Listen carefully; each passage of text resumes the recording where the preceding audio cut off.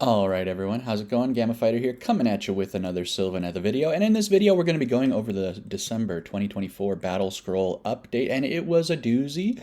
A lot of exciting changes for Sylvaneth, and of course the big question on everyone's mind, the last video I did was going over that meta list that Sylvaneth's been running, and the big question is, did they kill that list? And the answer is no, not at all. Actually, I don't think they even touched anything that was in the list. So, really great, actually. What they did was they went really aggressive after all the other heroes and some of the units that just were not showing up at all. And I think that's awesome because this opens it up for people to be able to experiment with different ways of playing Sylvaneth, which was awesome. So the best case scenario is we still have this Alariel, Belthanos, and Spirit of Durthu list that is still has its own playstyle and it's viable and does really well and competitive and all that kind of stuff. But maybe there's some other lists that maybe not quite as competitive, maybe not quite as viable, but still, if you want to play that way, if that's your play style or you just like those models better, you could still play them, maybe do a little bit worse than if you had brought Alariel and Belthanos, but still be able to do, 3-2, maybe a 4-1 if you're really, really good. And that type of thing. And, of course, I'd like to be able to go 5-0 if we can, but I'm not saying that we don't want all of our lists to be going 5-0 every single time. That would just be too strong, obviously. So we're talking about having multiple playstyles be competitive. That's what I want to see. And I'm pretty excited about it. I do hope we start seeing on the YouTube battle reports, see people playing different styles of lists and trying them out at least. And maybe people bringing them to tournaments and having a pretty good showing. Like I said, maybe some of the better players in Sylvaneth going 4-1, really showing different ways that you can play. That's what I'm excited about. I didn't really emphasize this in my last video because I didn't want to sound like I was complaining, but basically, before this Battlescroll dropped, Sylvaneth was solved. There was just one best way to play it, and if you weren't playing it that way, you were kind of doing yourself a disservice and not giving yourself a chance to win. I'm hoping that this gives a chance for other ways to be played. So, I'm not going to harp on that too much, and I do love that list. That's not my play style. I've talked about that. I've been very open with it. I don't love having half of my army in two giant models. That's not the way I like to play. I was pretty happy that Sylvaneth was doing very well, above a 50% win rate in some cases, and some of the better players being able to do very well 4-1s and 5-0s and stuff like that. I think that's awesome. But I'm very excited about seeing if there are new ways that we can develop to play. All right, not going to harp on that too much. First, we're going to get into the changes and how they affect us. The big change that everyone's talking about is the change to the double. And so the problem with the double rule and the underdog mechanic was that people would be able to take a double, and then because they take a double, they can't get the battle tactic for that second turn. And then they would be behind on points, and they would technically become the underdog, even though they put themselves in a really great position tactically and they've wiped out half of the enemy army by turn 2, they would technically be the underdog and then have more of an advantage going into round 3, which is not exactly what Games Workshop wanted.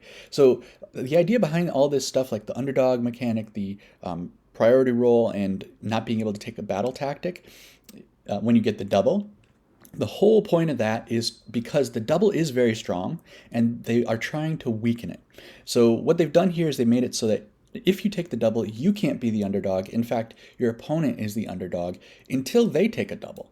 So for the rest of the game, so if you take it on turn 2, your opponent might be getting that underdog bonus for the rest of the game. And on some maps, it's really the underdog bonus is a pretty good bonus. And then even if they get more points than you, the assumption is that you took the double, and so you were able to do a bunch of damage to their army. And so they're giving them the underdog bonus to help make up for that. So here's my take on that. Some people are saying that this means that they're going to get rid of the priority roll and the priority roll is just not working. The way I look at it is they had issues with the priority roll going into 4th edition. They set up some rules to try and deal with it, probably on their internal testing. It worked fine for them. And what they're finding is that when it gets to the really good competitive players, they're just way better than the Games Workshop playtesters. And, well, maybe that's a rude way to say it. When it gets to the competitive play in the tournament level, people are are not being as affected by that. The way that people are playing, they're playing so that they can take advantage of actually losing that battle tactic and the underdog mechanics that are meant to help the player who is actually down on points and losing the game. It actually ends up helping someone who took the double. So all that is to say, this plus the new change to the honor guard rule tells me that this is a team that is able to recognize problems. They're able to recognize them relatively quickly, and they're willing to take risks by implementing rules that change things pretty drastically in order to try and save the mechanic and make it just a better game. So some people say, hey, this means they're getting ready to get rid of the priority roll. I think it's the opposite. I think it says that they're willing to try a lot of different stuff before they're willing to get rid of the priority roll, and they're going to keep iterating on this idea. That's my hope. I feel like with 4th edition, the design team has shown us that they are willing to think outside the box and do what's best for the game, even if it's not necessarily popular, and yeah, thinking outside the box. So let's talk about this change first. So the thing I didn't cover with the change yet is that if you are down by 6 or more points and you take the double, you can still take a battle tactic, and your opponent does not become the underdog for the rest of the battle. You can stay as the underdog because you have fewer points there. And I think that is a very interesting change. I mean, combined with the underdog change as well. I think it makes sense, and I think it does help it so that if the whoever's really behind, if you're behind by a lot, you do have a chance to catch up. So yeah, the honor guard rule, what they changed is, so for one thing, they changed the wording of them. They used to say something about picking a unit in the general's regiment that's not the general. Now it's a friendly unit that's in but not leading a regiment becomes the honor guard. And then in the rule for honor guard, they say the first time that you pick, it has to be a unit in the general's regiment. Okay, and the reason they did that is because they added an ability where you can have a second honor guard if you have more drops than the opponent.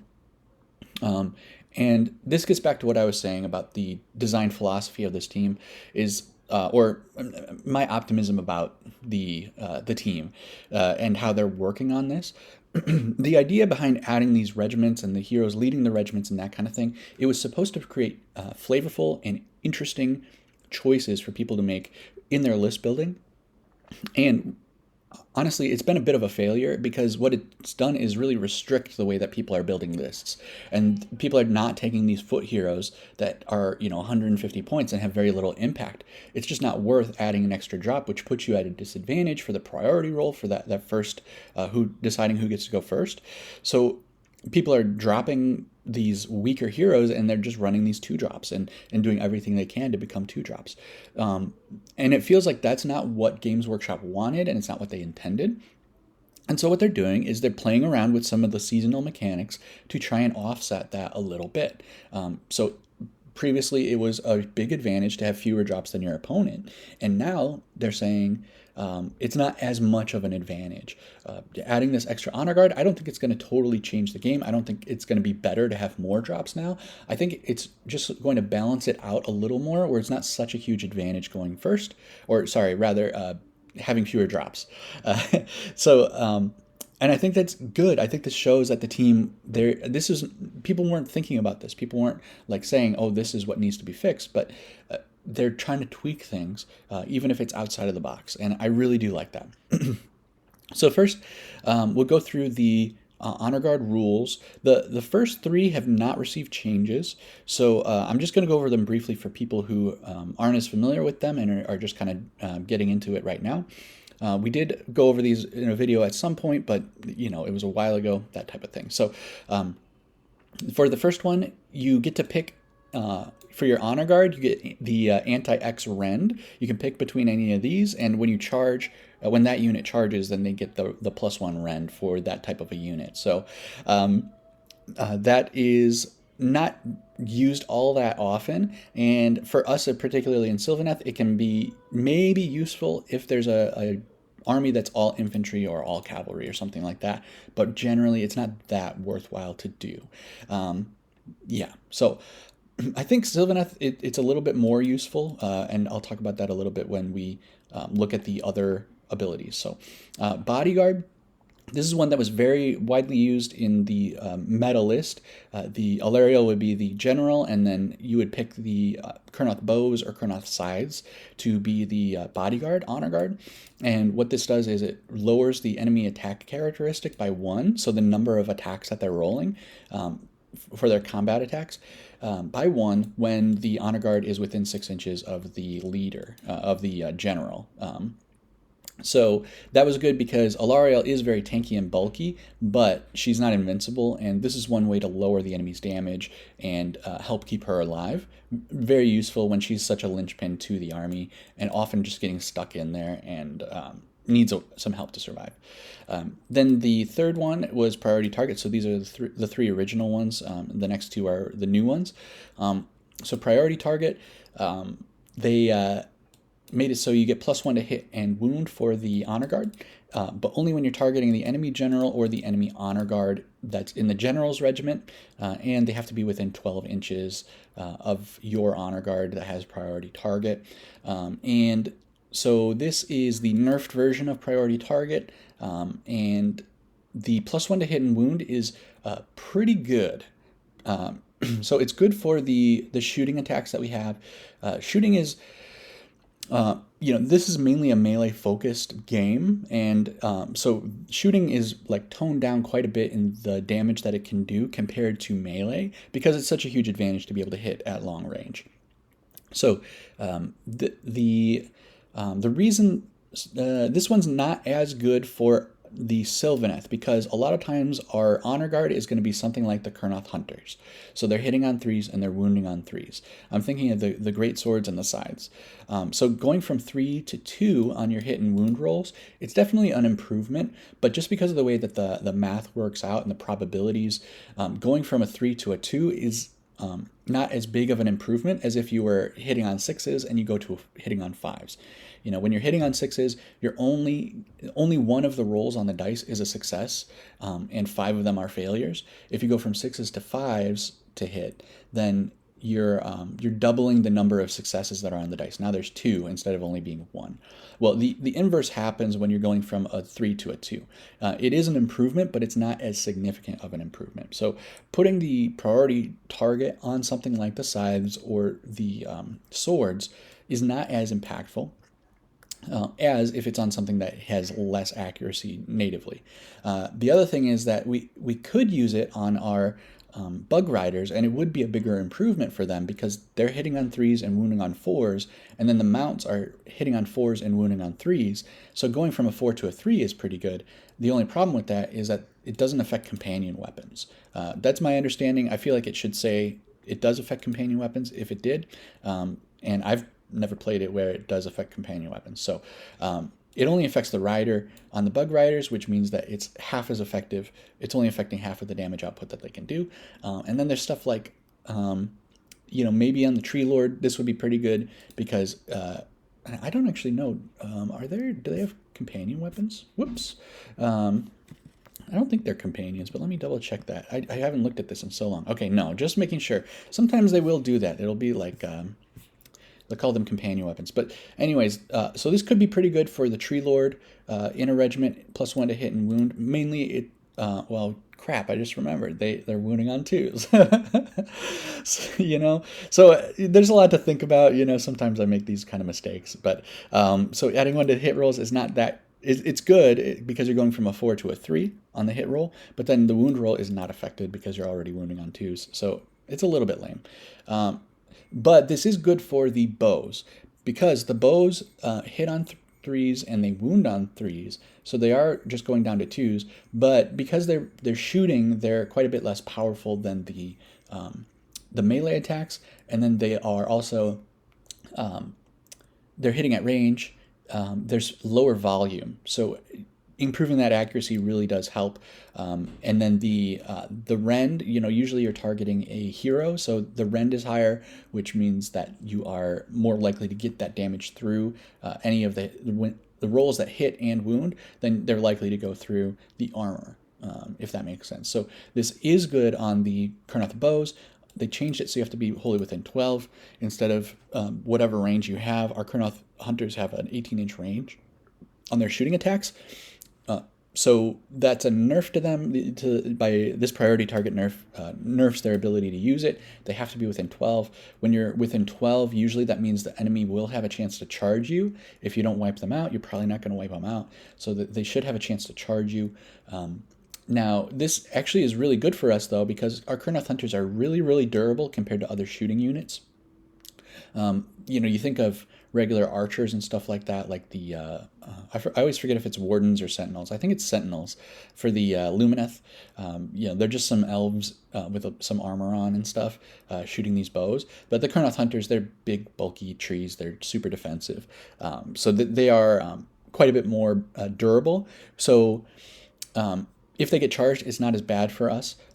Also, they're pretty good in combat, especially when you have +1 to hit and wound. For shooting units, for archer type units, they're good in combat. They're not good compared to the swords, or anything like that. But they're pretty good for shooting units, and you can kind of surprise your opponent with that sometimes if they're not expecting that. They may do some more damage back than they're expecting, especially with the +1 to hit and wound, which does work on their shooting and their melee attacks. And then on top of that, we also have Strike and Fade. Usually you're going to want to keep your Kurnoth Hunters in range of an Awakened Wildwood, so that if they do get charged, then they could Strike and Fade as well, which means that going into your turn, then you have the ability to shoot once again, which is really great. So priority target is very good for us with the Kurnoth bows. Maybe that was too much of an explanation, but that's fine. We're getting into it. So this was definitely a favored one. Bodyguard also had its uses with the Alariel list. Next, we're going into Field Sergeant. This should be quick because we can't use it. So this is for friendly, non-flying infantry heroes that are in but not leading regiments. Right. So with this update, we have 2 heroes that can be in a regiment without leading it. One is the Tree Lord, which is the old one. That is a non-flying hero, but it is not an infantry hero. It is a monster hero. So this this honor guard cannot be used on the Tree Lord. The new one is the Arch Revenant. She can now be included in a regiment without leading it. She is an infantry hero, but she is flying, so she cannot use this either. So we're just going to skip over this. It adds to the move characteristic of a non-flying infantry unit. That's fine. Doesn't apply to us. But be aware of it for if your opponent uses it.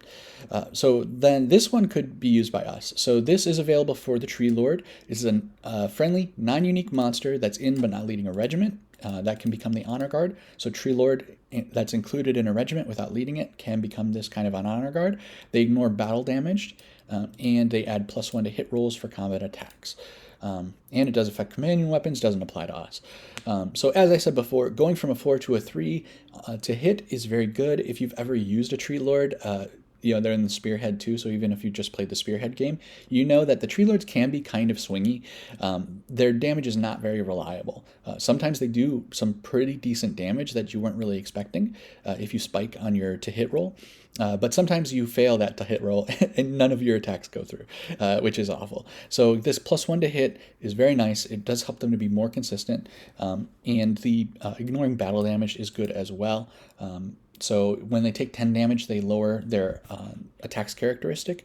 So it's for the Tree Lord, it's on the sweeping blows, goes down to 3. You lose 2 of those attacks. And once again, when you're doing lower volume and you have less accuracy, that just makes it even worse. So ignoring the battle damaged is very helpful. So this is on the Tree Lord, it's a little bit better, this prized beast honor guard rule. So so now we do often have more drops than the opponent. So we do have access to the second honor guard. The problem with the meta list is that the Kurnoth Hunters are a very obvious target for one of these, either choosing priority target for the bows, or if you need Alariel to survive a little bit better, and maybe if you're using size 2, you kind of just always go with the bodyguard rule. So that's how people were running it. But then there's not a good target for the second honor guard ability. And even if there was a good target, you wouldn't really have, you'd have to be pretty much, you just use priority target Oh, I mentioned earlier that I was going to come back to the special assignment. Because we're already hitting on threes and wounding on threes, sometimes if the opponent has an overwhelming number of infantry or cavalry that's making up their army, sometimes the priority target is not as good as just adding one rend to most of their whole army. But it depends on if you have the ability to charge into them and that kind of a thing too. So that's what I was referring to earlier. But for that meta list I talked about, there's not a good unit that you can apply this to. Spirit of Dirthu, Belthanos, and Alariel, they're definitely not viable targets for the Honor Guard rule. They're leading the regiments, so you can't do them. You've already used one of your rules on the Kurnoth Hunters, so now what are you left with? It's like the Gossamed Archers and the Tree Revenants. Well, none of these are very good on them. You could maybe bully some of the chaff units. Maybe priority target on the Gossamed Archers improves their damage a little bit, but really the Gossamed Archers are there just for chip damage. They're in terms of damage, the damage they do is just chip damage. They're really there to capture objectives that the opponent left vulnerable or to complete your battle tactics for you. So adding a little bit more to their damage it helps, but it doesn't affect the battle that much. So the rules that you're going to take, the honor guards that you're going to take, it's going to depend on the makeup of your army. And this is kind of what I mean, that the meta army didn't really get touched. And I mean that it didn't really get affected by the improvements here either. Whereas this does open up the possibility where you can bring maybe Spirit of Dirthu and use Tree Lord in his regiment as a little companion guy. That doesn't count as a drop, and give him this prize beast ability. And the Tree Lord, now they've dropped in points a lot too, so they're going to be a little bit more effective. And I like that. I think that's pretty cool. And then maybe you'll do priority target with some Kurnoth bows or something like that. It's really going to depend on the makeup of your army. So next, moving on, we've got some rules changes here. Oh yeah, down here. Now we're going to go to the changes to Sylvaneth here. Going to touch on briefly. The Arch Revenant can now join a regiment without, even though it's a hero, it joins the regiment. It doesn't add an extra drop. It's also gone down by 20 points. At the end of the video, I do want to do a little bit deeper of a dive of how the Arch Revenant affects the bonuses or the damage of the Kurnoth Hunters. But for now, looking at the Arch Revenant here, she doesn't have a very good defensive profile. Even with her 4+ ward, she only has 6 health. And a 4-up save. She doesn't have a very good offensive profile. She can also give herself aggressive stance to add 1 to attacks and 1 to wound rolls. That still doesn't make her very good in combat. So why do you bring her? Well, it's because she adds +1 to wound rolls for Kurnoth units when they're wholly within 12 of her. The problem with that is what I talked about before, that the Kurnoth Hunters are already wounding on 3s. So the +1 to wound, it's not as big of an improvement. It's definitely welcome if you can do it, but for 130 points, and previously you used to have a whole extra drop because of her, if you added her, and 150 points at the time, it just was, there was no scenario where it made sense. Even if you were massing just the Arch Revenant and Kurnoth Hunters, it still wouldn't really be very good of an idea. So now she's dropped by 20 points, and you don't have to add an extra drop. To bring her, you can put her in Alariel's unit, you can put her in Spirit of Dirthu's unit, and you can put her in a Tree Lord Ancient unit. I still don't think she's really worth it, but we will dive into the numbers at the end of the video. It's a little bit more niche, and so that's for the true believers, people who really want to see about it. Branch Witch coming down 10 points, not going to matter. Drycha Hamadreth coming down 50 points. I think that is a really big deal. So let's take a look here. This is my damage chart. This is my personal copy that I keep private, and then I can mess around with it and stuff, and it won't affect you guys. I do have a public version that's available. That's not always updated. I did update these points, but yeah, I'll have a link in the description. You guys can make a copy of that for yourself if you do want to mess around with it. But if you also just want to look at the different numbers and stuff, you can just take a look at that there. So we're going to take a look here. And actually, let's really quick go through these changes. Drycha went down by 50 points, Lady of Vines went down by 30, and the Tree Lords, both the Tree Lord and Tree Lord Ancient, went down by 40 points. Those are pretty big changes. Dryads went down by 10, not so big of a deal, but Spite Revenants went down by 30, which is a lot because they were so cheap to begin with. Now they're only 80 points, and you can kind of spam them now. And the Twist Wield also went down by 20 points. They were already very efficient. Now they're even more efficient. So let's take a look at how this changes the efficiency of the units. For those that haven't seen this before, this just does all the math for us here, and we can just go to the results here. The number here at the top under enemy save represents the armor save for the enemy here. So we got 3 up, 4 up, 5 up, 6 up. We also have 1 and 2, but I've hidden that because those are so rare that it's not really super worthwhile looking at. Of course, you can go to make a copy of this spreadsheet for yourself and take a look. But we're just going to look at 3, 4, 5, and 6 today for the sake of brevity, because this is already going to be a long video. I do know. I already know that. So the number to the right of the armor save, the column to the right of the armor save, is the efficiency. This is the points per damage being inflicted. You want a lower number here because that means you're more efficient. If we sort by the 6 up save efficiency, then the Twist Wield is the most efficient. They were already the most efficient. They're also like they're at a 9 while the sides are at a 12. Don't worry about what the absolute number means. It's the relative, how they are relative to each other. And a 9 compared to a 12 is like 25% lower. That's a pretty big difference. So the Twist Wield's very efficient still on the damage that it does. Spite Revenants also being very efficient here. And this is the thing I said with Spite Revenants as well. They used to be 110, which means that a reinforced unit of Spite Revenants cost exactly the same amount as Kurnoth Greatswords. And they just didn't do as much damage. They were worse in pretty much every way. So I was like, they need to drop the points down to like 80 in order to make these things more efficient in some situations, or I guess in all situations, but just worse at an absolute level, but just more efficient, if that makes any sense. And that's what they've done. I don't think that this makes Spite Revenants better than Greatswords. I think that this makes them a reasonable alternative in niche situations. If you want something that can double as chaff and screens, but also is kind of a mini hammer, Spite Revenants could do that. We could also even see people using these instead of the Tree Revenants to be able to cap objectives and stuff, being a little bit more of a threat on the offense, being able to bully some of the chaff and objective monkey type of units that the enemies have. So that's pretty cool. Also, to look at here is that, and I've highlighted them appropriately, Spite Revenants and Drycha being more efficient now when they were, Drycha in particular was very inefficient, and the Spite Revenants, they were pretty efficient, just not enough. And then the Tree Lord and the Tree Lord Ancient, these are mainly anvil units for those that aren't familiar. And that was how I always thought of them.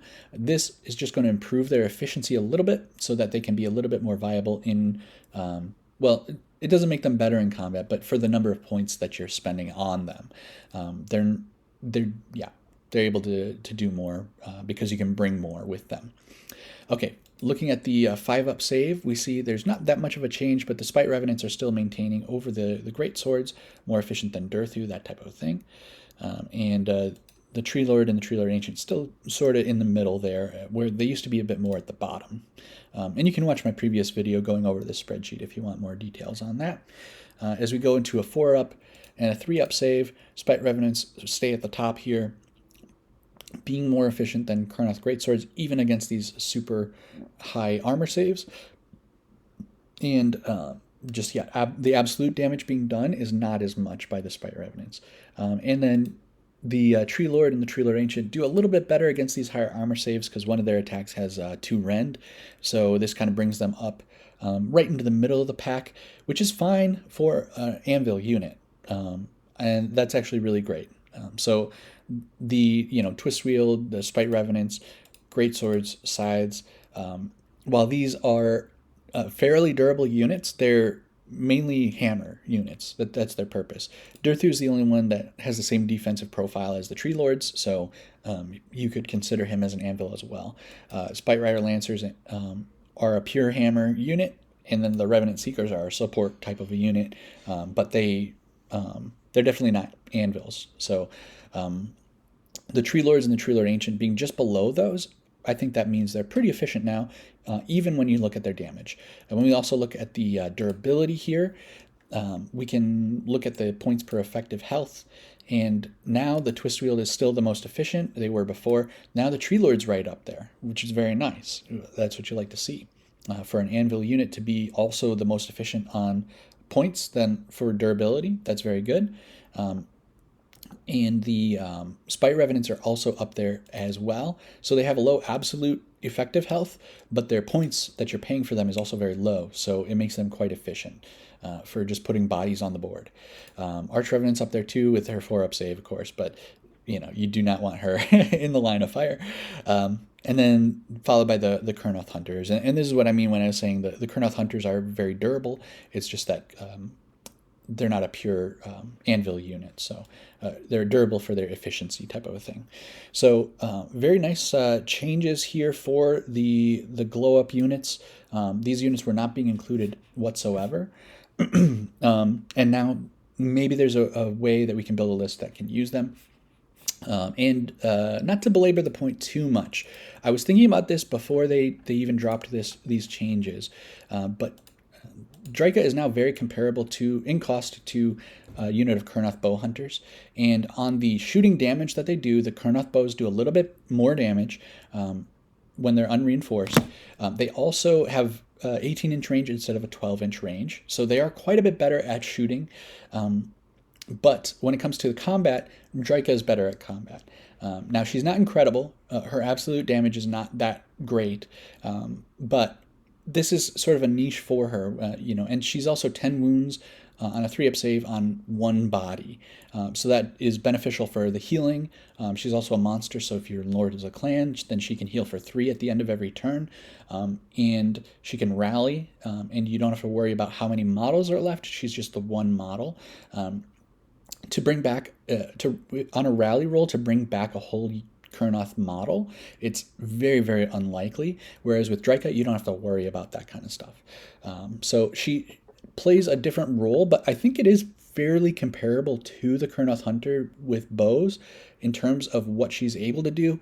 Again, even though it's a bit of a hybrid role between sort of a shooting unit and a combat unit, she can maybe clear her... Nah, she can't clear her own screens. She's only doing 5 damage. That was way too optimistic. I'm going to cut myself off before I even finish that sentence. Okay, but she's also a Wizard 1, which is nice. It's a role that she fills. It could be better, but it could be worse too. She could not be a wizard at all. So that's where I think, when the edition started, I was like, Drycha is pretty much worthless. Now I'm like, there may be a purpose to her. There may be a use for her.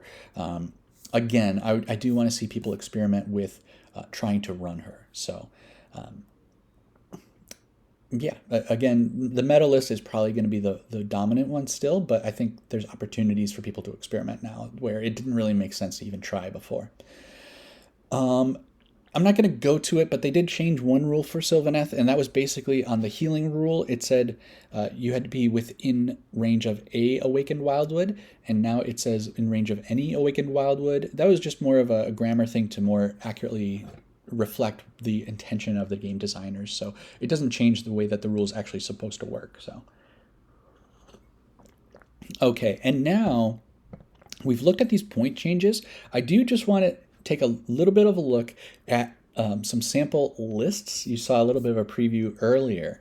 And this isn't going to be a traditional type of thing. Once again, not to belabor the point too much, I don't think that these are going to be the dominant meta viable lists.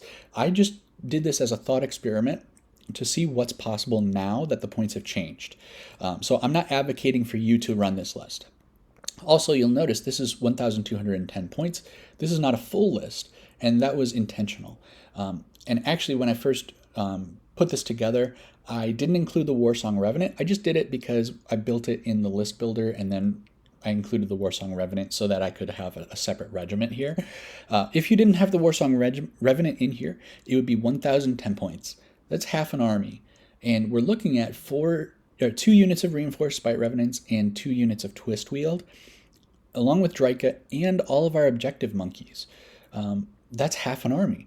So, which means you could double the number of Spite Revenants and Twist Wield. You still wouldn't even be at a full army.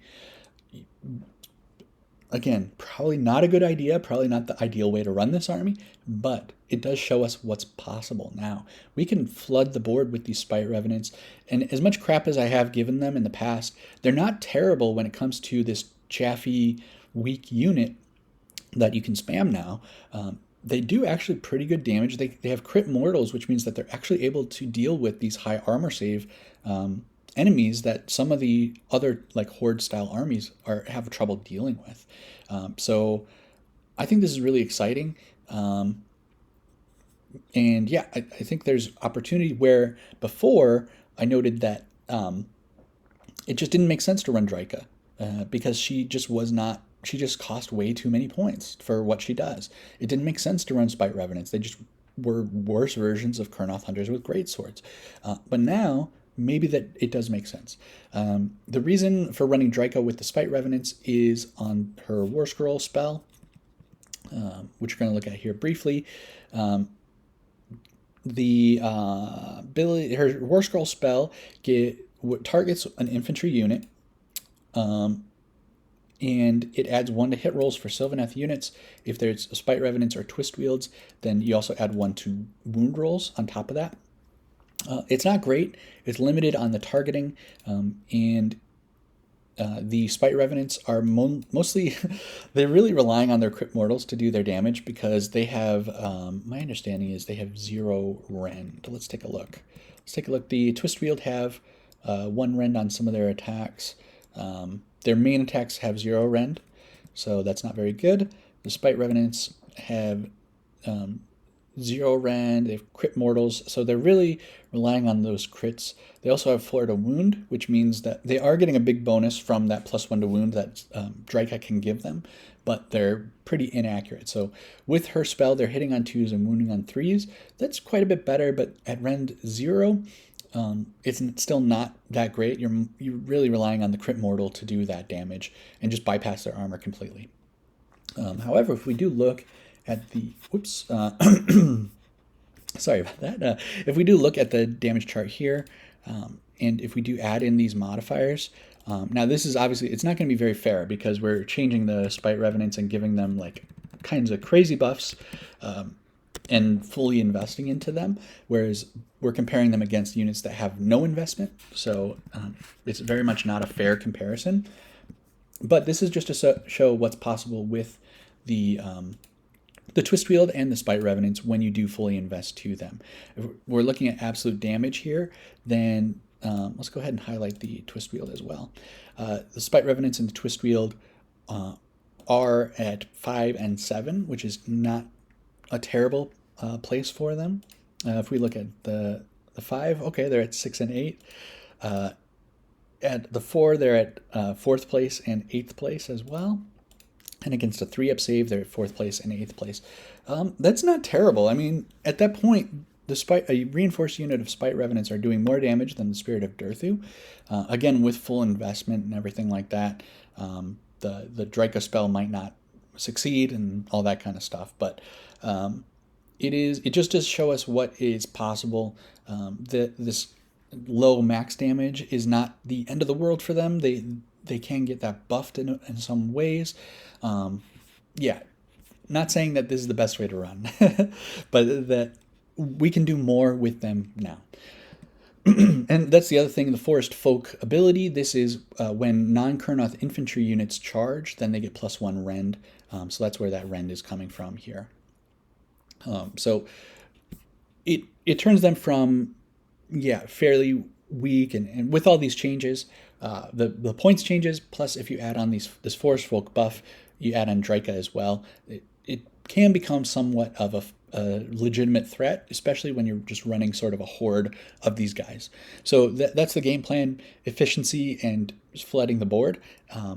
I don't know how viable that is for Sylvaneth. We don't really have anything to leverage on top of that. So I don't think that's the be-all, end-all. But we do have a lot of space to work with as well. So we can add Alariel. There are going to be a lot of things to revive here, and they're going to be dying because they're not very durable. So that's pretty cool. I don't know if she's the right choice for this. But she also becomes kind of the center of attention whenever she's in the army. So maybe that gives the Spite Revenants a little bit more freedom to be ignored and then be able to do what they want to do. Belthanos, I think this is a really good one. With Forestfolk, you need to be charging to get the Ren bonus. So Belthanos is really good. It also improves their movement because they are not very good at moving. They're just these slow infantry units. So I think Belthanos is a pretty good pick to add to this army. You also could add the Bug Riders for improved speed, because once again, these guys are pretty slow. I think Belthanos on his own is probably just a better choice. You also could add Tree Lords, sort of like I was talking with Alariel. Maybe the Tree Lords can kind of anvil for them, and then the Spite Revenants can come in and do the damage. Also, Tree Lord Ancients doing that same role, and then the Spirit of Durthu, just a very durable, a durable unit, which is a change from everything else in the army, and then efficient damage as well. Could be a good choice. You could also run with Dryads and go full into they would get the rend, even though their attacks are horrible. You could use them to screen for the Spite Revenants so that the Spite Revenants themselves aren't immediately obliterated. The Dryads can kind of tar pit, can screen. Maybe that plays well into the playstyle, something to experiment with. I wrote Honor Guard plan. I should have deleted that. There's no plan. These units are pretty bad, so giving them the Honor Guard, it's going to make them a little bit better, but not impactful enough to make a difference, really. I put the Manifestation Lore of the Morbid Conjuration just because I feel bad if I ignore this, and I don't want people to have to ask about it. If you're running Warsong Revenant and Drycha, you've got 3 casts. Maybe you've got, you can make use of these Morbid Conjuration casts. If you bring Alariel, maybe instead of the Warsong Revenant, then you've got 4 casts with Drycha as well.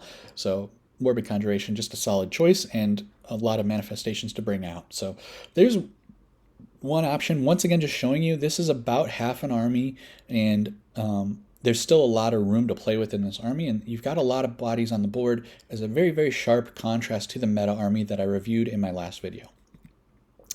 All right, the other list is the Monster Mash.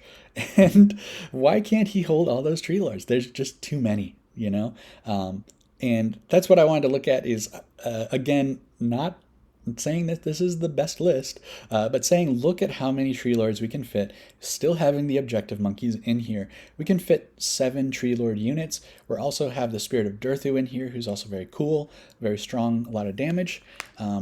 So 7 Tree Lords, that's a lot, okay? That's a lot of Tree Lords. So yeah, we've got the Spirit of Durthu, and then 3 each of the Tree Lord and Tree Lord Ancient. That's very cool. Of course, very defensive style. This is a full army. There's little ways you could tweak it and stuff like that for sure.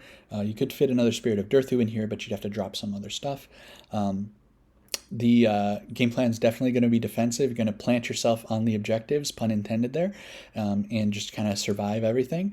Honor Guard, we don't really need to talk about the Honor Guard. We got the new one that helps the Tree Lords be better, and probably going with something like the Bodyguard, maybe help keep the Spirit of Durthu alive as well. The Manifestation Lore, I think Primal Energy is pretty good. You've got 3 casts in this army with the 3 wizards, and the Primal Energy has the Emerald Life Swarms that can provide additional healing. You're in Lords of the Clan, so every unit except for the Gossamed Archers and Tree Revenants, they're healing for 3 at the end of every turn as long as they're within range of the Awakened Wildwood. You've got pretty good chances of getting Awakened Wildwood out with the 3 Tree Lord Ancients. That might be the only spell you cast the entire round, if you keep failing it or it gets unbound. You've only got 1 true hammer in the Spirit of Durthu, but I think if you combine a Tree Lord and a Tree Lord Ancient, that counts as a hammer, right? And so they just play in these kind of pairs, and they just kind of bully things off of the objectives. I think those will count as a hammer too. So you've sort of got 4 hammers when you look at it that way. And you've got 7 anvils. That is 98 health on a 3-up save. That's pretty sweet, guys. I don't know about you. I kind of like that. This is another case where you may want to bring the Warsong Revenant, and maybe that's how you can kind of fit something else in there. Instead of the Tree Lord Ancient, you're saving 80 points. You've got another 60 points to play with here. Maybe you can convert one of these Tree Lords into a Spirit of Durthu instead. And then you've got the wards from the Warsong Revenant. You got the healing. Yeah, could be pretty difficult to deal with. Honestly, maybe a really fun list. Very low mobility, of course. Again, you could try and find a way to fit Belthanos in here to give them run in charge, which could be pretty scary, pretty fast tree lords. And I said Outcast might actually be better. That's the one where it lowers the control score of enemies that are in combat with Sylvaneth. So that might be good for, because the tree lords only have a 5 control score, then this might be a way to out-control the opponent, especially if you're thinking of them as being these more durable things. If you've got them more spread out rather than ganging up and trying to wipe out enemy units, then Outcast may be a better choice. I don't know. I think it would be a fun list to play with if you've already got the 7 Tree Lords, the 7 Tree Lords built. Last edition there was a list where people did run a bunch of Tree Lords, so if you've already got those, this could be a fun way to do it, or to just try it out on Tabletop Simulator. So that's it for these sample lists. Like I said, just trying to show you what's possible now with these points changes. And now, as promised, I do want to take a look at the the way that the Arch Revenant affects. So if you're not interested in this stuff, thanks for watching. Like, subscribe. Don't forget to comment your thoughts on the changes and all that kind of stuff. We're doing a little bit of a deep dive into the numbers here on the Arch Revenant. So I've got the reinforced unit of scythes and swords. I've just copied down the damage that they do. And yeah, I was hiding those columns there. So with no buff, this is the damage that they can do. This is the efficiency that they have. With the Arch Revenant, let's go ahead and hide these columns too, so we have the whole screen to play with. With the Arch Revenant buff, they get +1 to wound. And this is the damage now, as well as the change in the efficiency.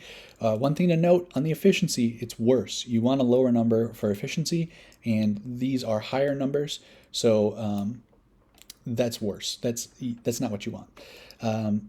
Just going to change the format here so that the numbers are a little cleaner.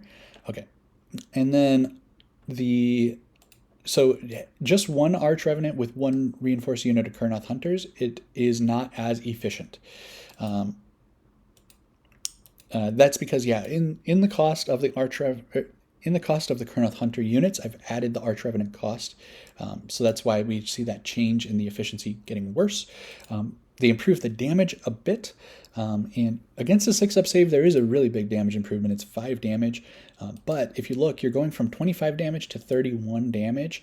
Now, I'm not super familiar with every single unit in the game, in every faction, but I don't think there's a ton of like 31 health or 30 health 6-up save units. I think for that, a lot of health like that, you'd probably be looking at a cavalry unit, and the cavalry unit probably is going to have at least a 5-up save. I'm not sure. Maybe some of like the Dark Oath Marauder horseback guys, maybe. I didn't do a full inventory of that. I do have a list here of some key breakpoints that we can look at. So the Ogre Gluttons have 24 health unreinforced on a 5-up save. If we're looking at that here, on the 5-up save chart here, this does get us, the Arch Revenant buffing does get us from not killing to having a pretty good chance of killing on average, whereas without the buff, you'd have to spike pretty hard to get that kill. The problem is that they can use all-out defense, and then you're back where you started. That's always the case, though. They could always use all-out defense type of thing. And the buff from the Arch Revenant is still going to improve the damage that you do. So you'd still at least have a better chance than you did without the buff. So it's up to you if that's going to be worthwhile, but as far as efficiency, it's not worth it. If we come down here, looking at 2 units of scythes or swords, and the damage that they deal, and then the improvement in the efficiency, the efficiency does actually improve here. So the number go down, which is what you want for efficiency. Although looking at the swords again here, the number is not as good. So it really only makes sense on the scythes. So the swords are getting those crit mortals, so they don't benefit as much from the +1 to wound. So yeah, just looking at the efficiency perspective, if you're running 2 reinforced unit of Kurnoth size, then it may make sense to bring an Arch Revenant, but I don't know who's running 2 units of reinforced units of Kurnoth size. So that's kind of the question you got to ask yourself. Again, this is a case where maybe we have the freedom to try it now because the Arch Revenant does make sense. Going down 20 points and being able to include her in a regiment, maybe it does make sense to try it out. We also look at just using all-out attack. For the scythes, I noted here, the effect on the scythes is the same as adding the Arch Revenant. The numbers are exactly the same because they are the same numbers. Hitting on 3, wounding on 3, improving the wound roll by 1 and improving the hit roll by 1 has the same effect. Now, if you combine all-out attack with the Arch Revenant, then we do get even more of an improvement in the damage, and the difference here is going to be a bit more pronounced. So it does get us to some pretty good breakpoints using all-out attack and the Arch Revenant. Now, if we've got something that's a 6-up, we're hitting for almost 40 damage on average, and if they use all-out defense, then we're still hitting them for over 30 damage on average. So the use case for the Arch Revenant is if you are finding that your Kurnoth scythes are just not able to get all the damage through that they need to, maybe the Kurnoth swords as well. If they're just not able to finish things off the way that you need them to, finish them off in one turn, that type of thing, then there may be a use for the Arch Revenant in helping get them over that hump, right? It does, improve the efficiency a little bit on the sides, but really the use case would be if you need to kill something and you're consistently unable to do so, then the Arch Revenant, you combine it with the all-out attack, then it can help you get over that finish line. That's the use case I see for it. And just to reiterate one last time, I don't think it's necessarily a good idea. I think it's worth looking into in a casual game and see how it affects the way that you play, because anything's possible. You know what I mean? We can achieve anything. So that was a bit of the deeper dive into the Arch Revenant. I was thinking about going through some of these. They're not really a good idea. Yeah, because we'd have to look at all the different scenarios. So, if there's something in particular that you want to look at where the Arch Revenant, like I said, may be able to help get over that finish line. I mean, let's just take a look real quick. Chaos Knights, this is a non-reinforced unit. They have 20 health on a 3-up save. Reinforced, they'd be 40 health on a 3-up save. Do we even come close to that doing anything there? Honestly, Arch Revenant with all-out attack against a non-reinforced unit of Chaos Knights that didn't use all-out defense, you're doing that 20 damage. You may be able to get through them, whereas with just all-out attack, you do have to spike pretty hard to get that 20 damage. With the sides, you just need to roll a little bit above average with the all-out attack. With the swords, she's not making that big of a difference, but you're looking at 22 damage on average instead of 19 damage on average, and that does help. And then even if they do use all-out defense against your swords, you still have to spike to get that 20 damage to finish off the Chaos Knights, but they might not even expect you to be able to do that 20 damage, so they might not try it. But yeah, you have to spike a little bit. Maybe they roll a little bit worse than average. Maybe you roll a little bit better. There you've got a chance, whereas before you're looking at 15 damage, you're almost certainly going to leave at least one Chaos Knight alive. So that's kind of what I'm talking about when I say maybe she helps, including the Arch Revenant, helps raise your maximum damage, not your max damage, that's not how that works. Raise your consistency just a little bit to where you can expect to take out something that previously would expect to survive. So whether that's worth it or not, probably not.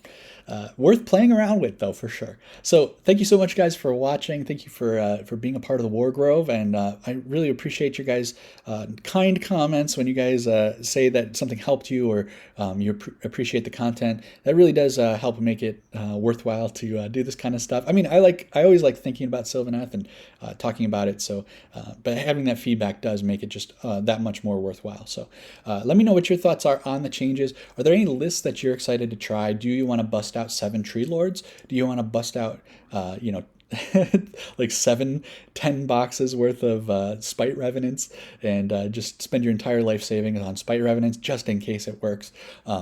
Yeah, maybe try that Drycha build. Let me know what your thoughts are on those changes and how you like them or not. Or maybe you're just going to keep running Alariel and Balthanos. And of course, don't forget to like, comment, subscribe. That always helps out. For more people to be able to see it. I'm actually really close to being monetized. Now, I may get like $1 a year, but I'm pretty excited about that. I do want to do a follow-up video on the meta list, that video that I did recently, the previous video actually. Follow up on that, on ways that it can be changed to and adapted. And maybe I have more options now that the Battlescroll changes have come out.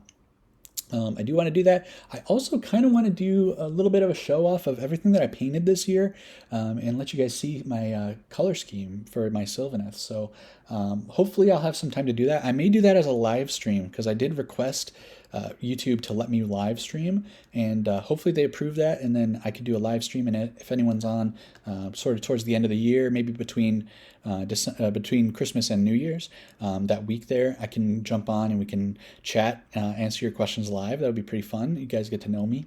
So that's it for me in this video. Until next time, I'll see you in the next one. Thanks. Bye.